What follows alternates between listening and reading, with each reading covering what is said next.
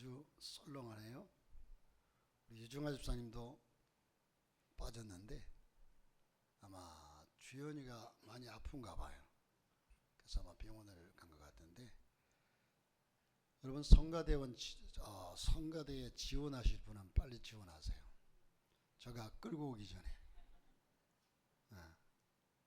그래서 함께 성가대가 꽉 차고, 저는 성가대를 중요시 여겨요. 그래서 함께 찬양하고 예배할 수 있도록 우리 지휘자님께 신청을 하면 됩니다. 함께 했으면 좋겠습니다. 한번 따라 하십시다. 헌신적 고백이 되기까지.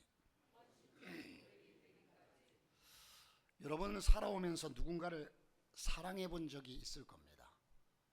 부모는 자식을 사랑하고, 부모된 분들은요, 또 남녀간에 결혼하기 전에 서로 사랑하고, 이젠 여러 가지 사랑, 이 사랑 속에서 우리는 살아오면서 사랑해 본 적이 있죠. 또 때때로 사랑하는 사람에게 사랑의 고백을 해본 적도 있을 겁니다. 어떤 두 형제 자매가 교제를 하는데, 교제를 하기 시작했는데 이 남자친구가 아주 그 친구라기보다 이제 좋아해가지고 밤새 편지를 썼대요. 쓰고 지우고 쓰고 지우고 써가지고 그 다음날 자매에게 전해주려고 하니까 너무 쑥스럽고 내 성격이어서, 그래서 그놈을 접어가지고 주머니에 넣어가지고 그 다음날 자매를 만나자고 해서 만났어요.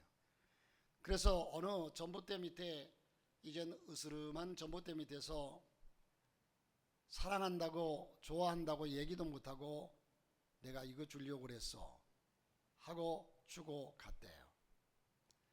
주고 갔는데 그 다음날 자매에게서 전화가 왔어요. 얼마나 반갑겠어요.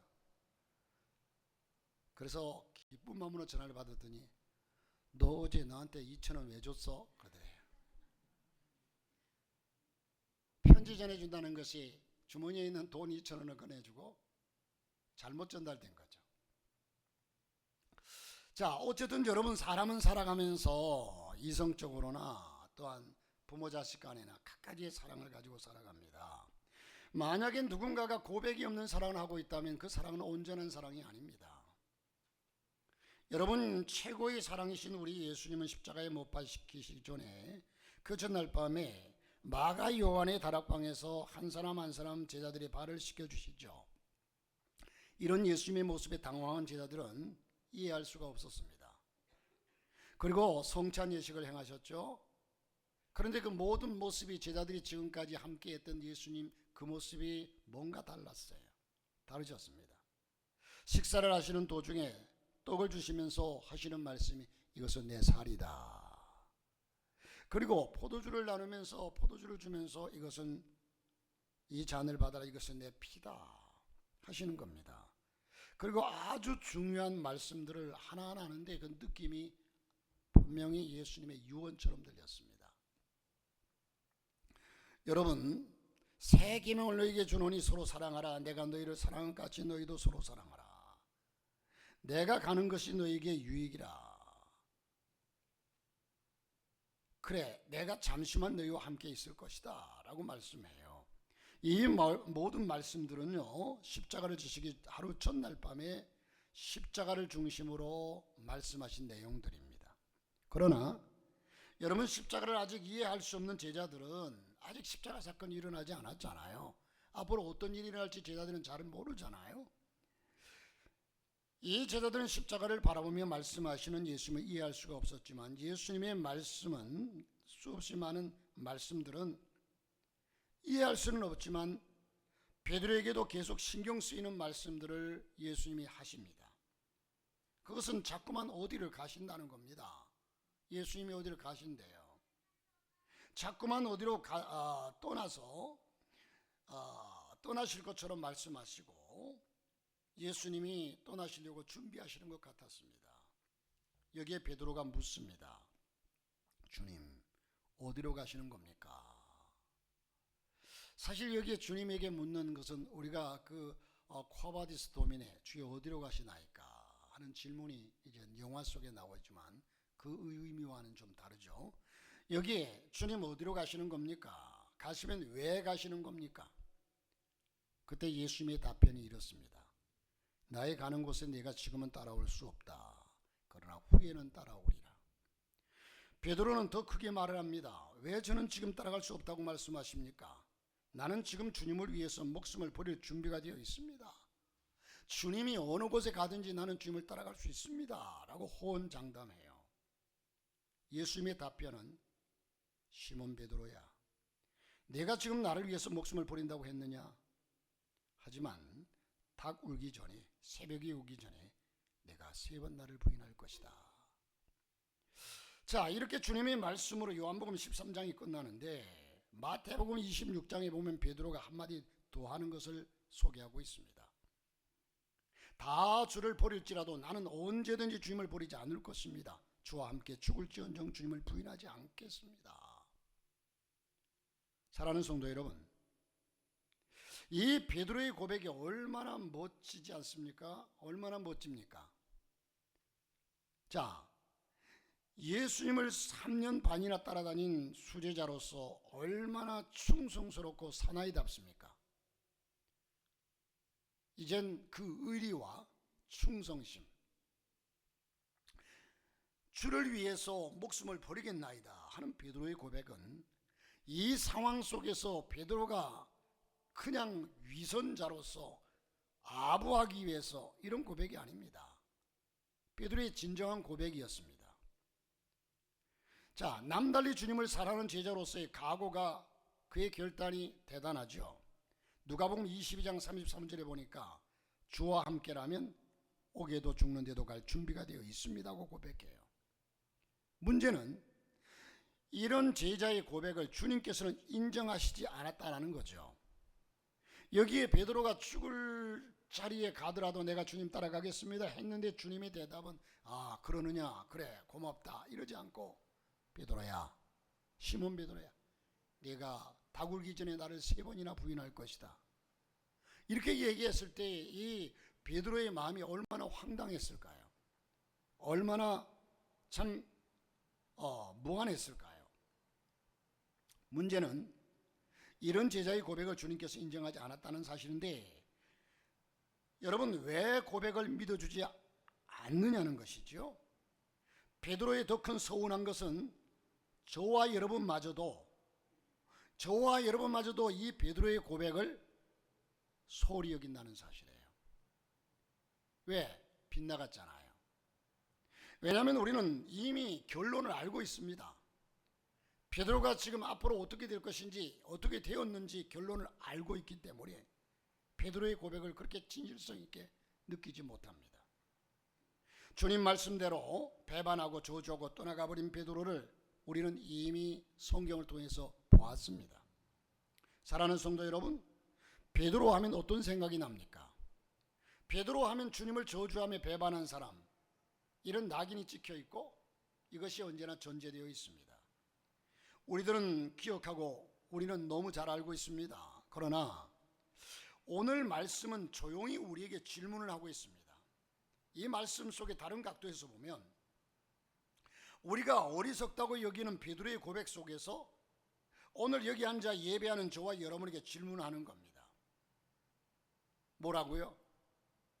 베드로는 그렇게 고백해서 그 고백이 빗나가긴 했지만, 그러나 고백하는 고백은 진실이었다. 그런데 너희에게도 이런 고백이 있느냐?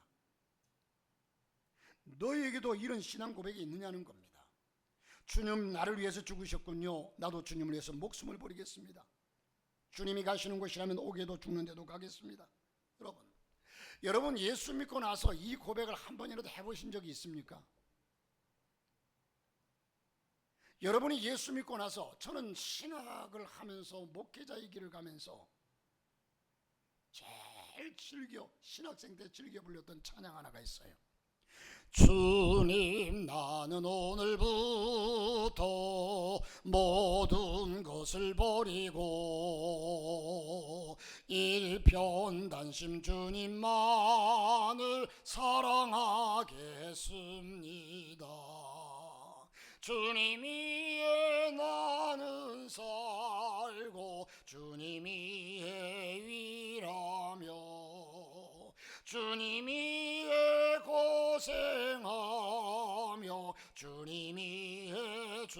주겠네.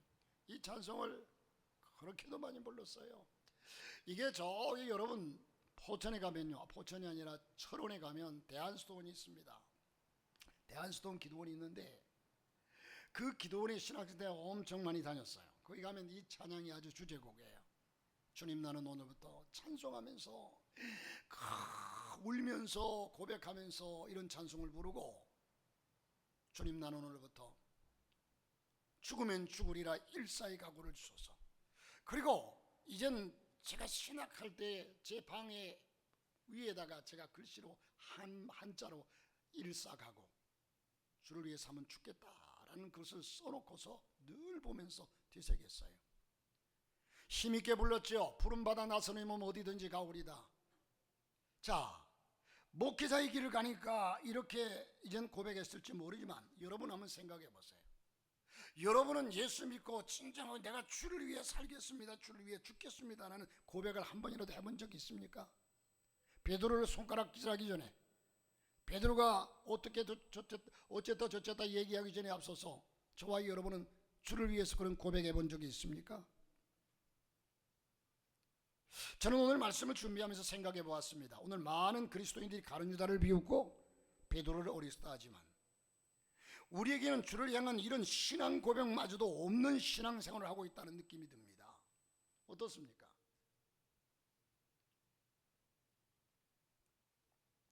다른 사람은 말하는 것이 아닙니다. 다른 사람을 말하는 것보다도 목사인 저마저도 기도 속에, 사역 속에 주님을 위해서라면 목숨까지도 내놓을 수 있다는 고백이 과거에는 그랬을지 몰라도 점점 메말라져 가고 있다는 사실을 발견하게 됩니다. 기도는 했습니다. 열심히 사역도 했습니다. 그러나 저는 하나님 앞에 요구만 했습니다. 염려만 아뢰었습니다. 부흥되게 해달라고, 성도들을 축복해 달라고, 그저 달라고 주님을 사랑한 줄 알았는데 요구만 있었지 주를 위한 고백이 없었습니다. 자, 여러분, 이젠 제가 금요일날 우리 그 허진영 목사님이 이젠 소천하셔서 거기를 다녀와서 저녁에 예배를 드리면서 그분에 대해서 소개를 하고 일부 예배 때 잠시 얘기를 했는데, 제가 그분의 얘기를 들으면서 참 많은 충격을 받았어요. 저분이 죽음을 통해서도 정말 강력한 메시지를 우리에게 주고 있다. 40년을 넘게 상신교회에서 목회를 했거든요.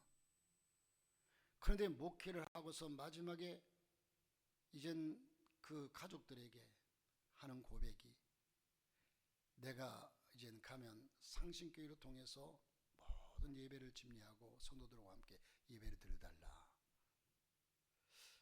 그런데 그러면서 하는 고백이, 내가 상신교회에서 너무 많은 은혜를 입고 너무 많은 사랑을 받았다. 그렇게 고백하더래요. 목사님이 아마 저 같으면 나는 오산교회를 위해서 40년 동안 최선을 다하고 헌신하고 수고했다, 이렇게 고백할 터인데, 오히려 그 목사님은 내가 상신교회를 통해서 너무 큰 은혜를 받고 너무 큰 사랑을 받았다 라고 고백하더래요. 그리고 충격적인 것은요, 이분이 어제 돌아가시기 전에 목요일날 저녁에요, 목요일날 그냥 얼굴이 환해지면 폐암으로 돌아가셨거든요. 그런데 돌아가시기 직전까지 정신을 놓지 않고 대화하고 얘기하고 유언하고, 그런데 하늘문이 확 열리는데 천국이 열렸다, 천국이 열렸다, 하늘문이 열렸다. 얼굴이 황홀해가지고 너무너무 황홀하다, 너무너무 기쁘다 하면서 천국에 대해서 막 그 집에서 메시지를 전하고, 이래서 원래 어제 병원에 이제 그 마지막 임종하는 호스피스 병동에 임종을 그래서 편안하게 하기 위해서 예약이 돼 있었대요.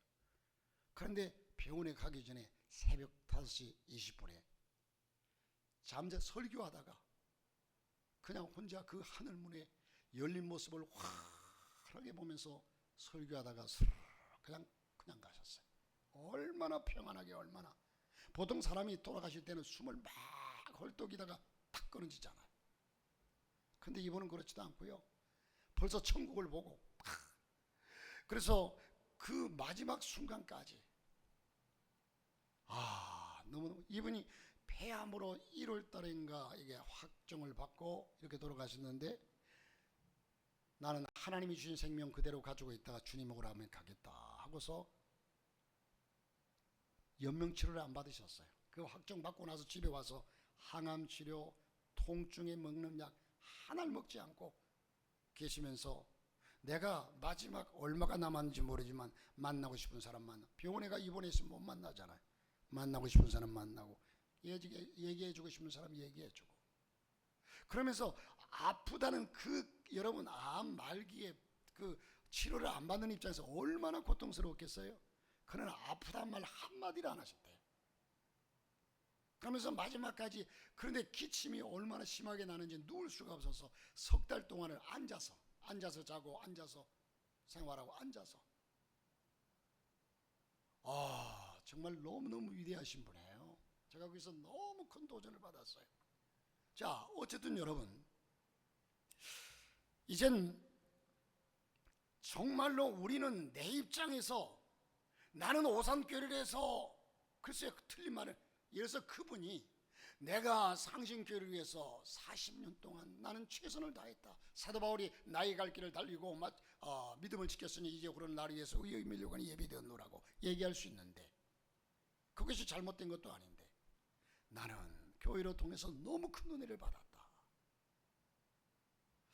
자, 여러분, 우리가 주와 함께라면 가난해도 좋아, 병들어도 좋아 노래는 하지만 사실 이것은 소극적인 고백이죠.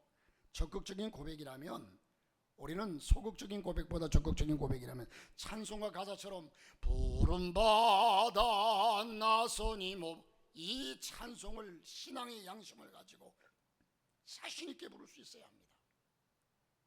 어디든지 가오리다, 괴로우나 즐거우나 주만 따라가오리니, 어느 누가 막으리까, 죽음인들 막으리까, 어느 누가 막으리까, 죽음인들 막으리까. 악을 골짝 빈들에도 복음 들고 찾아가서, 소돔 같은 거리에도 사랑 안고 찾아가서, 종의 몸에 지닌 것도 아낌없이 드리리다. 종의 몸에 지닌 것도 아낌없이 드리리다. 총기 영광 모든 권세 주님 홀로 받으소서. 멸시천대 십자가는 내가 지고 가오리니, 이름 없이 빛도 없이 감사하며 섬기리다. 이름 없이 빛도 없이 감사하며 섬기리다. 사랑하는 성도 여러분, 주님을 사랑한다고 말하면서 요구만 있었지 고백은 잃어버린 것이 우리의 모습이 아닌가. 주님을 위해 죽겠다, 주님이 원하는 곳에 가겠다고 하는 신앙 고백은 이미 골동품이 되어버렸습니다. 오늘 이 시대에 신학을 졸업한 많은 학생들이 쏟아져 나오는데도 목회의 길을 가면서 이 길을 가겠다는 사람이 별로 없어요. 참 안타까운 세대가 되고 말았습니다. 고백은 없고 요구만 있는 삶은 이제 곤란합니다. 여러분, 초기 기독교 사회의 가장 큰 능력은요, 초기 기독교 사회, 그래서 제가 이 묵상집을 여러분 꼭 보라고, 여러분의 믿음의 가치만큼, 여러분의 믿음의 깊이만큼 이 책자가 얼마나 소중한지 느낄 거예요. 그래서 이것을 여러분들이 많이 안 보는 것 같아서 제가 새벽 기도부터 시작해서 저녁 예배와 더불어서 이걸 가지고 지금 교재를 삼고 말씀을 전해요. 금요일도 이 말씀을 전했어요. 우리 선조들의 신앙과 우리 한국교회의 역사가 어떻게 흘러왔는가, 계속해서 그렇게 흘러가야 되는데, 초기 기독교 사회의 가장 큰 능력은 주님을 위해 죽겠다는 그런 고백들이었습니다. 주님을 위해 일하겠다는 그 사실을, 내가 주를 위해서 헌신하겠습니다라는 것을 넘어서 주를 위해서 죽겠다는 것이 신앙의 본질이었습니다. 우리 주변에 교회들이 많이 있습니다. 목사도 많고 성도도 많이 있습니다. 나름대로 은혜 받았다고 사명 받았다고 하는 목사 후보생들도 신학교에서 없다고 해도 아직까지는 쏟아져 나오고 있습니다. 우리 교단도 여자 목사님이 안수를 받고 그런 적이 벌써 오래되었습니다. 다들 사명자라고도 떠들어댑니다. 벌써 오래전입니다. 자, 여러분, 오래전에 제가 이 설교를 준비하면서 며칠 전에 이제 그 뉴스를 이제 서재실에 틀어놓고 뉴스를 들으면서 이제 설교를 준비하는데, 지금 3사 은행 3사 이제 큰 그 은행 3사 대표적인 은행 세 곳을 얘기하겠죠. 은행 3사의 은행 직원들의 연봉이 1억 200이래요. 1억 200 연봉이. 또 은행의 임원들의 은행의 그 직원들이 아니라 임원들의 연봉이 3억 몇천 된다고 그러더라고요. 아무리 세대에 돈 가치가 없어도 많은 거죠. 그런데 오래전 일인데 인터넷 신문에 LG종유의 노동조합에서 파업을 준비한다는 기사를 본 적이 있습니다. 지금 저들이 그 당시에 순수 연봉이 7,600만 원이었습니다. 7,600만 원. 우리나라 웬만한 사람보다 훨씬 높은 연봉을 받고 있는 저들입니다. 상위권의 연봉이죠. 그런데 저들은 이렇게 요구합니다. 연봉을 인상해달라. 근로시간을 42시간에서 38시간으로 단축해달라. 이 기사를 읽으면서 저는 참으로 배가 불렀다 하는 생각을 했습니다. 물론 저들의 깊은 뜻이 다 있겠지만, 알 수는 없지만 한없는 요구의 모습이라는 거죠. 한없는 요구의 모습이라는 거예요. 여러분, 저와 여러분은 어떻습니까? 저와 여러분은 지금 우리가 하나님께 받은 것이 너무너무 많아요. 여기에 7,600만 원이라는 연봉을 받으면서, 그 회사를 통해 받으면서, 그 큰 걸 받으면서도 부족하다, 더 달라 데모하는 것처럼, 저와 여러분은 하나님 앞에서 건강도 받고 이것저것 수없이 귀한 것들을 많이 받았는데, 받은 것은 기억하지 않고 하나님 더 달라는 거예요. 그러나 달라는 것이 주를 위해 쓰겠다고, 주를 위해 살겠다고 달라는 것이 아니라는 거예요. 주를 위해 쓰겠다고 달라는 것은 당연히 주요, 내가 주님을 위해서 쓰고자 하는 데 없습니다, 주십시오, 그렇게 기도해야죠. 자, 여러분, 이젠 요구가 끝이 없습니다. 이처럼 요즘 신앙이 요구만 있는 것이 아닌가.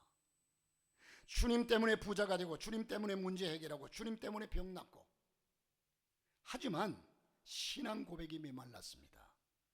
목소리 높여 기도도 하지만 조용히 주님 앞에 드려지는 헌신된 기도, 신앙 고백이 없는 기도로 전락되고 말았습니다.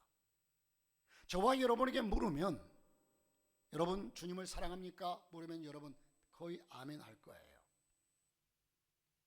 자, 그런데 요구만 있는 사랑은 사랑이 아닙니다. 사랑하면 고백합니다. 그리고 줍니다. 고백이 없다면 진정한 사랑은 아닙니다.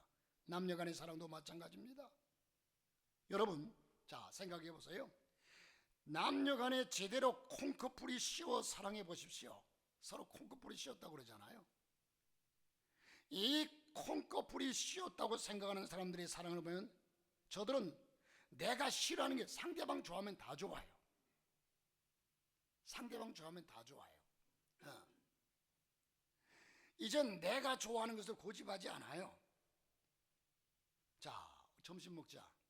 뭐 먹을 건데? 난 떡볶이 먹고 싶어. 그래, 가자. 나 떡볶이 별로 안 좋아하거든요. 서로가 그렇게 될 수밖에 없어요. 이게 사랑의 고백이죠. 사랑의 모습이죠. 그런데 어디든 가고 무엇이든 함께하는 것인데, 사랑하면 올인하게 되는 겁니다. 쏟아붓는 거죠. 인생을 거는 겁니다. 당신과 함께라면, 우리가 노래 가사 속에서 당신과 나 사이에 뭐가 없었더라면, 저 바다가 없었다면, 당신과 나 사이에 저 바다가 없었다면,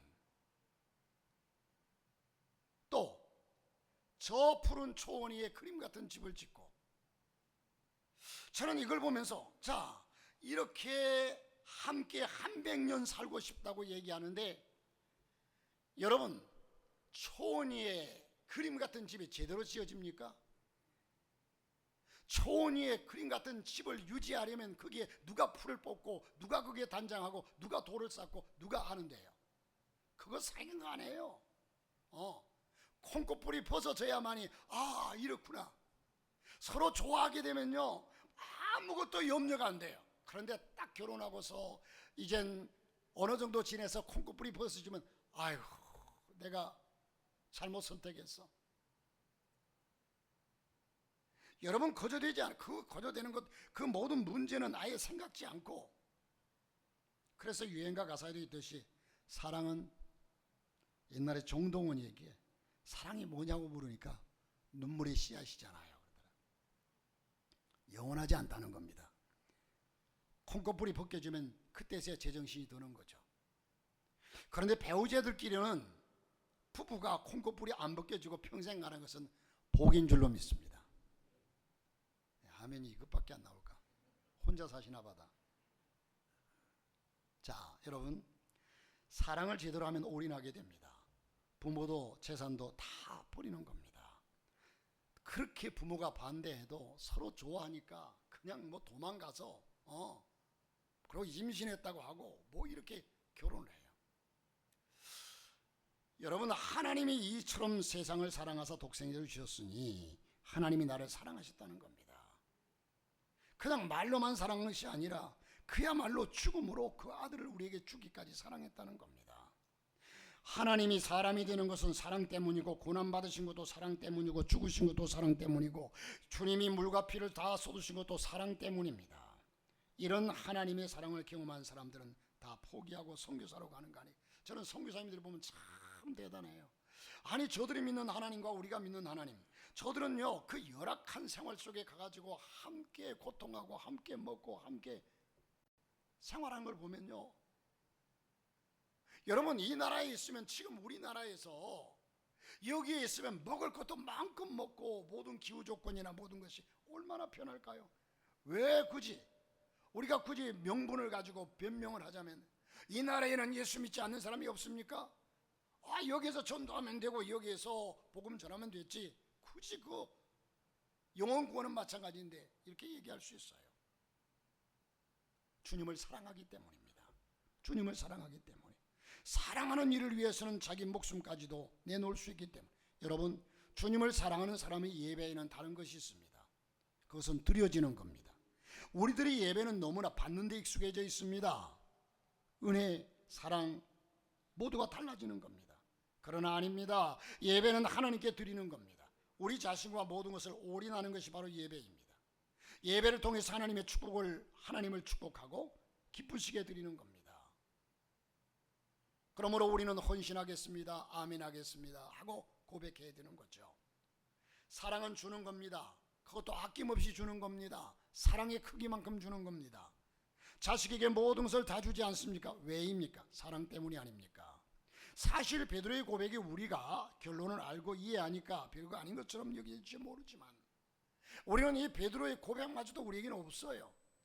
베드로가 그렇게 고백했음에도 불구하고 그는 나약해가지고 결국은 그 고백을 지키지 못한 건 사실이에요. 마태복음 16장 16절에 보면 그러나 주는 그리스도시요 살아계신 하나님의 아들이십니다 라고 고백합니다. 믿음의 고백이죠. 그때는 주님이 칭찬하십니다. 요한복음 13장 37절에 보니까 주를 위하여 어디든 갈 것이요 내 목숨도 버리겠나이다. 사명의 고백을 했던 제자입니다. 저와 여러분에게도 주님을 믿습니다라는 축복된 고백에서 내가 주님을 믿습니다라는 고백에서 끝나면 안 되고 내가 주님을 믿습니다라는 고백에서 이제 주여 말씀하옵소서 내가 듣겠나이다 행하겠나이다 나아가야 한다는 겁니다. 사명의 고백까지 있어져야 한다는 겁니다. 그러면 우리 예수님은 왜 베드로의 신앙 고백을 받아들이지 않았습니까? 왜 주님은 지금은 따라올 수 없으나 후에는 따라오리라고 하셨을까요?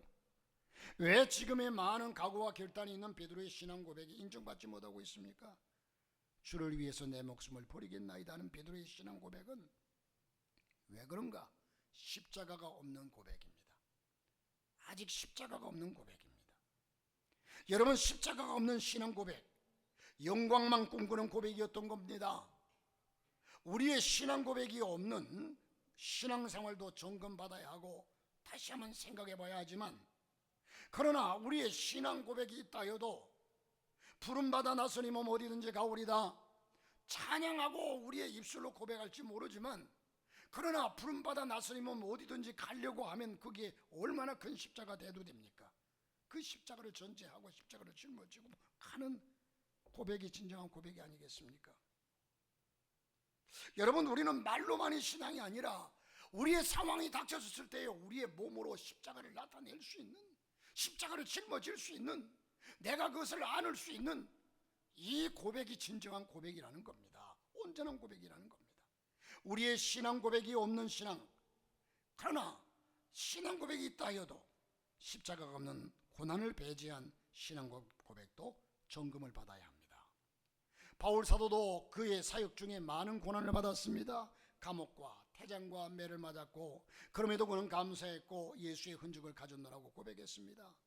주님 병 나을 줄로 믿습니다. 주님 사업을 일으켜 주실 줄로 믿습니다. 주님 나를 힘들게 하는 누군가의 마음을 움직여 주실 줄 믿습니다 하는 고백보다도 주님은 아름다운 여러분의 신앙 고백 위에 십자가가 담겨 있기를 원하십니다. 내가 그렇게 고백했으면 우리의 행동으로 옮겨지기를 바란다는 사실이에요. 베드로가 그렇게 당차게 고백했지만 그 고백이 실천되기를 바랐다는 겁니다. 오늘 우리는 하나님 앞에 우리의 고백이 많이 있지만 그 고백을 실천하지 못하고 막상 어려움이 다가오면 실천을 못해요. 십자가가 없는 고백이죠. 베드로가 그게 문제였어요. 여러분, 주님을 노래하는 노래소리가 아무리 아름다워도 헌신이 없는 십자가, 헌신이 없는 십자가가 없는 신앙 고백은 속된 표현 안 꼽는 찐빵이죠. 안 꼽는 찐빵이에요. 베드로가 하는 지금의 고백은 십자가가 없는 고백입니다. 주님은 신앙 고백이 있는 신앙을, 그리고 예배를 원하십니다. 그리고 주님은 십자가 정신이 있는 신앙 고백을 원하십니다. 우리는 하나님 앞에서 믿습니다. 믿음이 있죠. 그러나 이 믿습니다를 넘어서야 합니다. 요한복음 21장 15절부터 23절에 내가 다른 사람들보다 나를 더 사랑하느냐? 내가 젊어서는 스스로 뛰뛰고 원하는 곳으로 다니거니와 늙어서는 네 발을 벌릴 것이다 말씀합니다. 주님의 사랑을 보시기를 바랍니다. 베드로의 신앙 고백은 곧 부인하는 것과 저주하는 것으로 표현됩니다. 여러분, 우리의 삶 자체가 어제 청년들하고 그 말씀을 나누면서 제가 또 몇 분들에게 쭉 보낸 말씀이 있는데, 백범 김구 선생이 남긴 글을 가지고 오늘 마치고 구역 예배에도 함께 나누려고 그래요. 구역 강사들하고. 그게 보면 어릴 적에는 내가 가장 소중한 존재였다. 왜? 여러분 집에서 아기가, 손주나 어린아이가 태어나면 걔가 왕이에요. 똥을 싸도 그냥 치워주고요. 그에게 이놈 똥을 어디다 쌌어? 야단칩니까? 아유, 이놈 똥도 이쁘게 쌌네. 이쁜 똥도 있나요? 그러면서 왕이에요.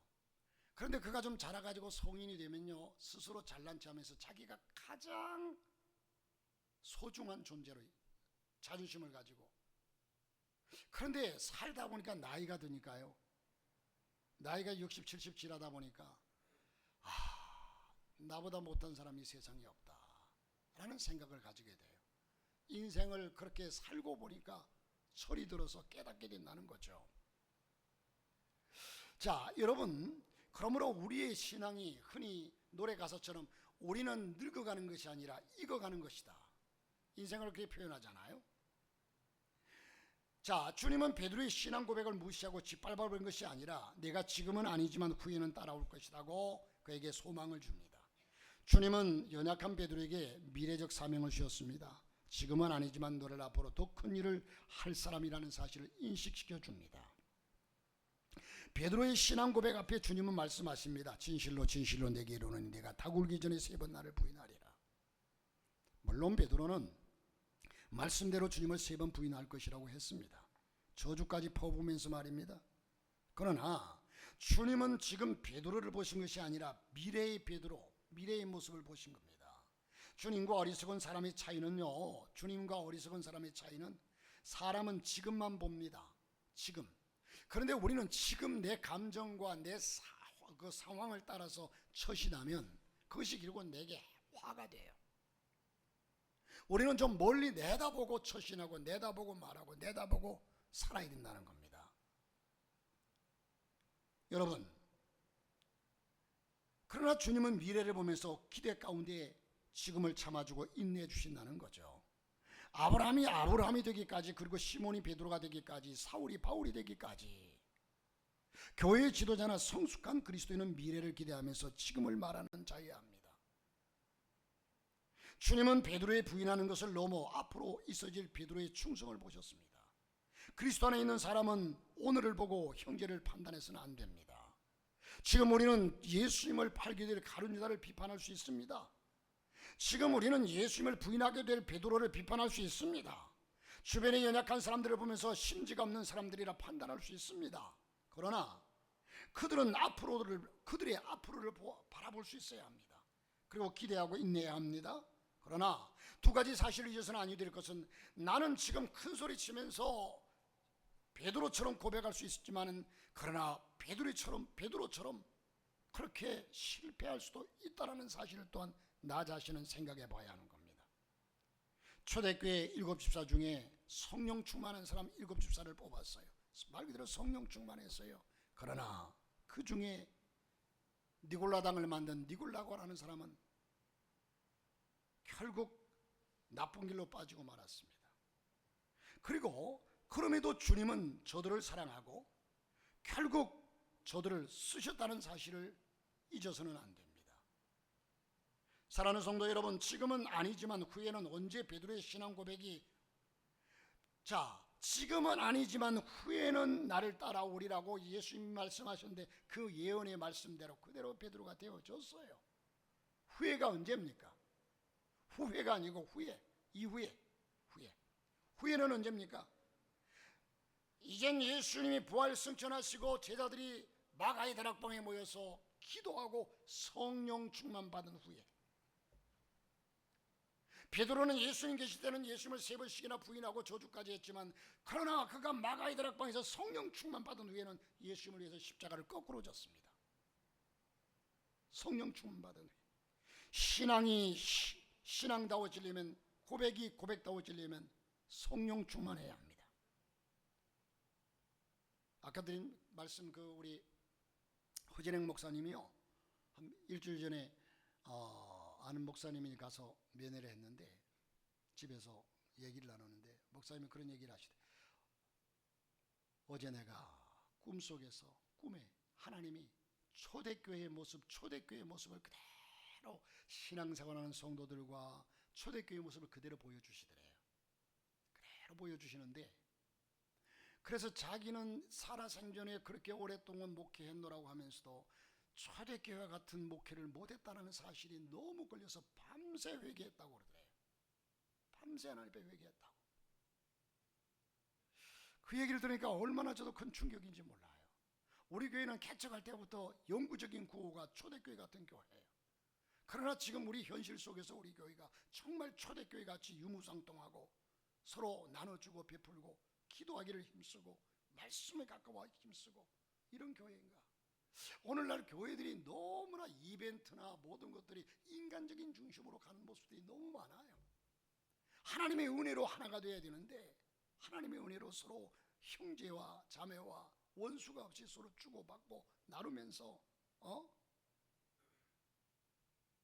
어쨌든 여러분, 성령의 능력이 초대교회를 지배했고 우리는 성령의 능력으로 살아가야 된다는 거죠. 성령 충만해야만 합니다. 인간의 의지는 한계가 있습니다. 그래서 우리는 우리의 연약함을 고백할 수 있어야 합니다. 우리가 사실 화려하게 포장을 해보지만 약한 것이 인간입니다. 우리는 사복음서 안에서 그리스도인이 되어서는, 복음서 안에서의 그리스도인이 되어서는 안 됩니다. 겨우 구원을 받았으나 배반하고 저주하고 떠나는 연약한 존재에서 우리는 사도행전적 그리스도인이 되면 성령의 능력을 받고 환경을 이기고 강한 사람이 되어지고, 저들은 땅끝까지 복음을 증거된다. 안타까운 것은 오늘날 교회들이 세상과 적당히 타협하고 지내는 개혁 이전의 캐톨릭처럼 돌아가고 있습니다. 여러분, 주님을 사랑하십니까? 고백이 있어야 합니다. 이 고백에 십자가 정신이 있어야 합니다. 내가 고백했으면 그 고백에 걸맞는 신앙생활을 해야 합니다. 이 고백은 성령의 능력으로 무장할 때 온전한 고백이 될 겁니다. 요즘 성도들은 사랑할 믿음이 없는 것이 아니라 사랑할 힘이 없어요. 마음은 온유로되 육신이 약하다는 것처럼 하나님께 기도하고 말씀에 가까이 하지 아니하므로 내 능으로는 할 수 없는데 성령께서 나를 지배해야만이 우리는 이 고백을 할 수 있고 그 고백 위에 십자가를 세울 수 있는데 이게 약하다는 거예요. 이 사순절 기간에 주님을 깊이 묵상하면서 누가 뭐래도 든든하게 서서 주님을 바라보고 믿음으로 승리하는 역사가 교회가 될 수 있기를 주님의 이름으로 축복합니다.